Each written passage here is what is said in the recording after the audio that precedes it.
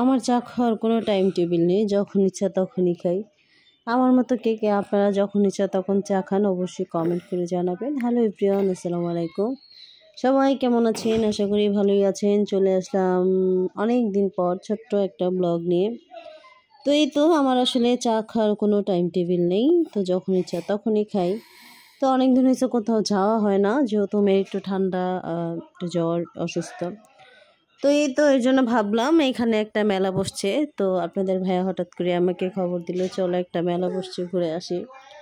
তো এই তো চলে গেলাম গাড়িতে। আর গাড়িটা কিন্তু অবশ্যই আমাদের না, ভাববেন যে আমরা গাড়ি কিনে ফেলেছি, গাড়িটা অন্য একজনের। তো যাই হোক, মেয়েকে নিয়েই তো একটু গাড়িতে ঘুরলাম রাতের বেলা, আর তারপর যাব মেলায়।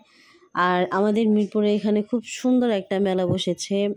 মনে হয় ঈদের, সরি ঈদ না, শীতের জন্য হয়তো বা মেলাটা বসেছে, কারণ আমাদের এখানে যখন শীতকাল আসে তখনই কিন্তু দেখা যায় মিরপুর সুন্দর একটা মেলা বসে। বাট এবার কিন্তু আমাদের এরিয়ায় একদমই বসে নাই, বসছে মিরপুরেই, মিরপুর 14 নম্বর ভাসানটাক বিআরবির ওইখানে যে মাঠটা সেখানে।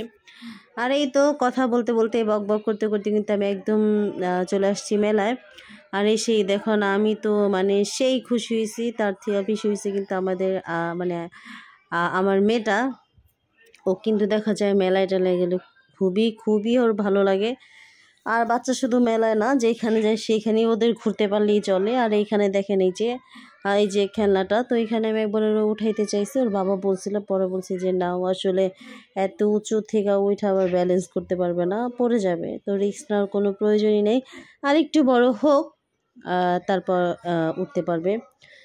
তো এই তো বলতে বলতে কিন্তু শীতকাল চলে আসছে। আর এই শীতে কারা কারা ঘুম থেকে দেরিতে ওঠেন এটাও কিন্তু অবশ্যই কমেন্ট করে জানাবেন, কারণ শীতকালে কিন্তু ঘুম থেকে উঠতে ইচ্ছে করেই না। তারপরে যারা আমরা হাউস ওয়াইফ আছি, দেখা যায় সকালবেলা 9টা-10টা বাজে ঘুম থেকে উঠলো। আমাদের যারা হাজব্যান্ড আছে, ভাইয়ার আছে, তারা কিন্তু একদমই উঠতে চায় না। তারা উঠতে না চাইলেও কিছু করার নাই, তাদের যারা যারা চাকরি করে তাদের কিন্তু উঠে অবশ্যই যেতে হয়। তো এই তো বক বক করতে করতে কিন্তু অনেকখানি ভিডিও চলে গেছে। আর অবশ্যই ভিডিও দেখতে দেখতে আমার ভিডিও যদি আপনাদের ভালো লেগে থাকে তাহলে কিন্তু অবশ্যই আমার চ্যানেলটা সাবস্ক্রাইব করবেন এবং অবশ্যই আমার পাশে থাকবেন। আর প্লিজ প্লিজ শেয়ার করে দিবেন, লাইক দিতে কিন্তু একদমই ভুলবেন না। তো একজন আপু কমেন্ট করেছিল, আপু তুমি এত দেরিতে ভিডিও দাও কেন? আসলে আপু আমি খুব অলস একজন মানুষ, ইচ্ছে করে না ভিডিও দিতে, তারপরে ট্রাই করে দেওয়ার জন্য। তবে কন্টিনিউ থাকার চেষ্টা করবো, যেহেতু আলসা মানুষ তো, বুঝুই তো। যাই হোক, এই তো আপনাদের ভাইয়া আর এঞ্জেল উঠে গেছে, মাথা ব্যথা করতেছে। তো এই তো মাঝখানে আমার মেয়ে একটু বিরক্ত করতেছে, সবাই কিন্তু অবশ্যই ক্ষমা সুন্দর দৃষ্টিতে দেখবেন, ছোট মানুষও তো আর বোঝে না। তো যাই হোক, তারপরে তো দুইজনে উঠলো। এখন এটাকে কি বলে, মেবি ট্রেন গাড়ি, যাই হোক এখানে এখন উঠলো। তারপরেই তো ট্রেনটা 50 টাকা টিকিট কেটে 10টা চক্কর মারছে। আমি তো বলতেছিলাম কি দরকার ছিল 50 টাকা দিয়ে গাড়িতে ওইটা যদি 10টা চক্কর মারে, তো কি আর করব, বাচ্চাদের আবদার তো মেটাতেই হবে। তা আমি আসলে এগুলোতে উঠি না, কারণ আমার প্রচণ্ড মাথা ঘোরায়। তারপরেই তো আপনাদের ভাইয়া আর আমার মেয়ে উঠছে। তো এই তো যাই হোক, আসলে মেলায় কিন্তু প্রচুর পরিমাণে লাভ হয়। যাদের যাদের দোকান দেওয়ার ইচ্ছা আছে তারা কিন্তু অবশ্যই চলে যাবেন মিরপুর 10-এ, সরি 14-তে।